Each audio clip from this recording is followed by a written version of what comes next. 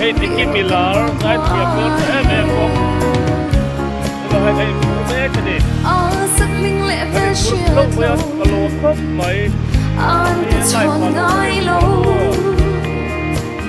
dù nó oanh cả thăm ra là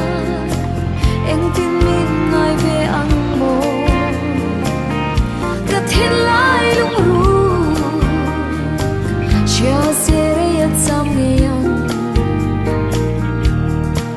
mà sẽ đần bùa lâu vinh mua liam ta tâm ta kín mong cha này là chỉ qua đi và lu cả đôi lúc ru cứ ai xăm cho lâu liệt lệ la